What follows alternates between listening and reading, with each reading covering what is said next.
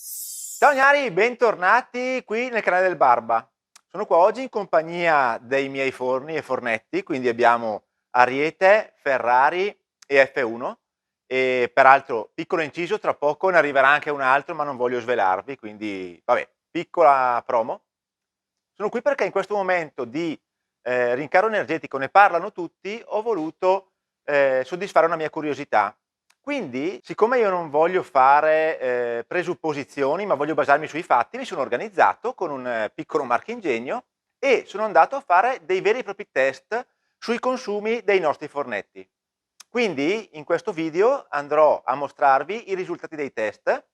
Avremo prima una slide in cui vi mostrerò quanto consumano i fornetti in tema di watt, di kilowattora, poi trasformati in costo proprio reale, quindi in euro, per raggiungere i 370 gradi. Una seconda slide in cui andremo a vedere quali sono i consumi, sempre in watt, in kilowatt e in euro, per raggiungere i 400 gradi per tutti e tre i forni e poi una specifica proprio sull'F1, quindi andremo a vedere quanto consuma l'F1 con entrambe le resistenze accese, con la ventola e la luce, con solo la resistenza superiore e solo la resistenza inferiore. Ragazzi, prima di andare avanti vi ricordo di iscrivervi al canale perché per me è la cosa più importante, per me il numero di iscritti è molto importante per continuare a fare quello che sto facendo. Mettete un bel mi piace al video e andiamo subito a commentare insieme le slide. Non vi faccio perdere molto tempo.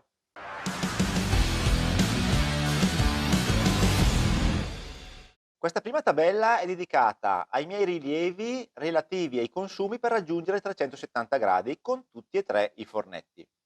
Guardando le colonne, la prima colonna ci dice il consumo di watt dichiarato dal produttore, il secondo il consumo di watt che ho rilevato io, il tempo necessario per raggiungere la temperatura, il consumo totale di energia in kilowattora per raggiungere la temperatura, qui una colonna con il rapporto kilowattora al minuto. Abbiamo poi la colonna prezzo kilowattora, naturalmente dipende dal mio contratto. Io cosa ho fatto? Ho semplicemente preso il prezzo della bolletta e l'ho diviso per il numero dei kilowatt.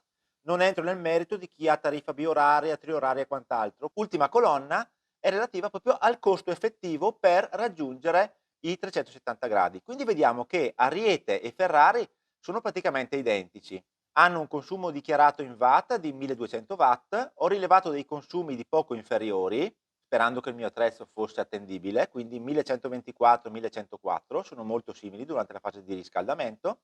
Il tempo necessario per raggiungere 370 gradi con forno chiuso, senza toccarlo, è di 15 minuti e abbiamo avuto un consumo di 0,5 kWh, che moltiplicato per il prezzo dell'energia al kilowattora, ripeto, del mio contratto, ci dà un costo di 18 centesimi di euro.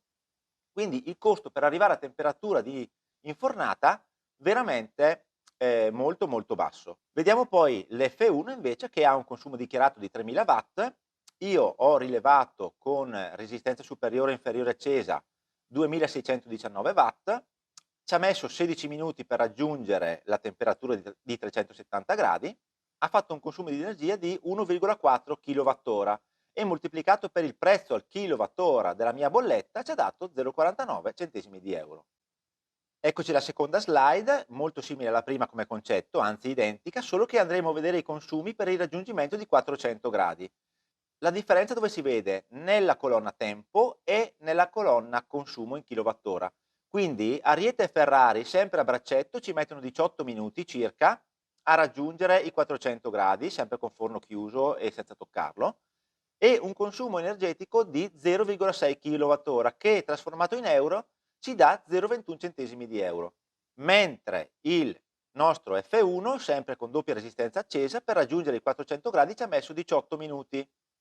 Qui una specifica con il biscotto da 1,5 cm di Fiesoli, perché se avessimo usato il biscotto saputo o il biscotto comunque da 3 cm ci avremmo messo almeno il doppio del tempo. Chiusa questa parentesi andiamo a vedere che il consumo energetico è stato di 1,55 kWh e quindi moltiplicato per il costo della bolletta abbiamo 0,54 centesimi di euro per arrivare ai 400 gradi. La terza slide è praticamente quella di prima ma in cui vi riporto i dati, i rilievi effettuati dalla mia applicazione connessa alla presa e quindi per dimostrarvi che sono assolutamente in buona fede vi ho proprio trasportato i dati che ha rilevato il mio misuratore di corrente. Quarta e ultima slide è relativa proprio all'approfondimento sul nostro forno F1. Qui andiamo a vedere che la colonna consumo watt dichiarato dice che consumo combinato ha un consumo massimo di 3000 watt, solo resistenza superiore 2100 e solo resistenza inferiore 900 watt. Quello che ho rilevato io è, come dicevo, consumo combinato 2600 watt con ventola e anche luce accesa, solo resistenza superiore 1865, mentre l'accensione della sola resistenza inferiore è di 917 watt. Ho misurato anche la ventola così per curiosità e dava come indicatore 20 watt. Bene ragazzi, allora io spero innanzitutto che i dati che vi ho snocciolato così vi siano utili. Credo che in questo momento possono essere decisamente utili perché capiamo un po' quanto spendiamo per riscaldare il forno. Vi ricordo, state sintonizzati su questo canale perché ho dei prossimi video in uscita sempre sul tema consumo energetico molto molto interessanti. La faccenda non finisce qui, andremo ad approfondire, non voglio svelarvi nulla. Quindi ragazzi, mi raccomando, iscrivetevi, commentate, fatemi sapere che ne pensate. Io ho dato il massimo, come al solito, il Barba vi saluta e alla prossima!